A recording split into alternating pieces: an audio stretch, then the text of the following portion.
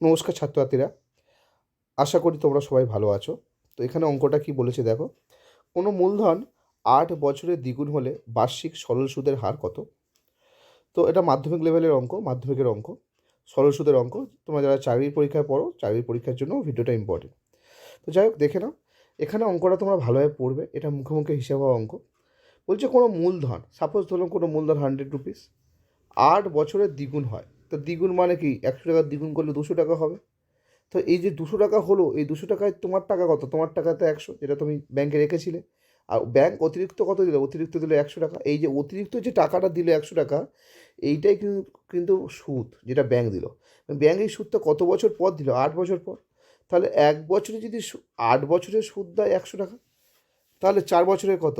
4 বছরে তোমার 50 টাকা। তাহলে 2 বছরে কত? 25 টাকা। তাহলে 1 বছরে কত? 12.5 টাকা। তাহলে সুদের হার কত? সুদের হার 12.5%। ব্যাস, সুদের হার চেয়েছে 12.5%। এইভাবে তোমরা বার করতে পারো।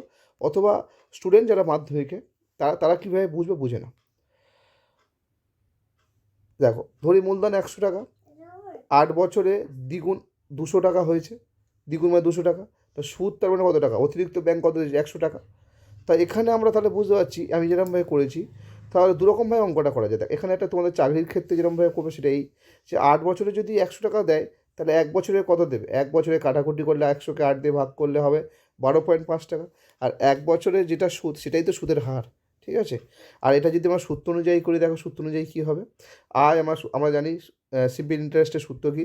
আয় সমান সমান পি গুণ আর গুণ টি বাই 100। তো পি এর জায়গায় আমরা জানি আসল কত ধরেছি, মূলধন 100 টাকা। আর আমাদের বার করতে হবে, আর জানি না। আর টি বলেছে কত? টি আমরা জানি যে এই যে বার করে নিয়েছি 1 বছর, এইটা লিখতে পারো। অথবা যদি পুরো টাকা যে সুদ দিচ্ছে 100 টাকা, যখন আমরা এই 100 টাকা সুদ কত বছর দিচ্ছে? 8 বছর দিচ্ছ।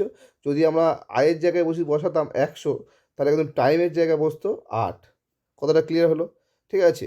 আর যেহেতু আমরা এখানে 1 বছরের সুদ বার করে নিয়েছি 12.5 টাকা, তাই এখানে আয়ের জায়গায় দেখো 1 বছরে 12.5 টাকা সুদ বসেছে, আর এই টাইমের জায়গায় 1 বছর লিখেছি। মানে কথাটা ক্লিয়ার হলো?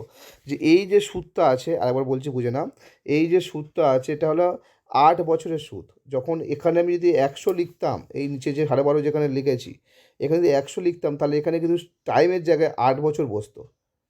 কথাটা ক্লিয়ার হলো?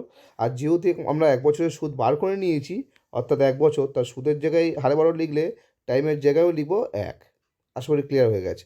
তাহলে এখানে সব কটা বক্স ফুল হয়ে গেছে, একটাই পড়ে আছে। আর এই আরের মান বার করতে হবে। আরের মান বার করার জন্য নিচে 100, উপরে 100 কেটে গেল। আরের মান আর সমান সমান 12.5 টাকা। এরকমভাবে তোমরা কষেও বার করতে পারো। আশা করি তোমরা বুঝতে পেরেছো। চলো, ভিডিওটি ভালো লাগলে ভিডিওটা লাইক করো, বন্ধুদের সঙ্গে অবশ্যই শেয়ার করবে।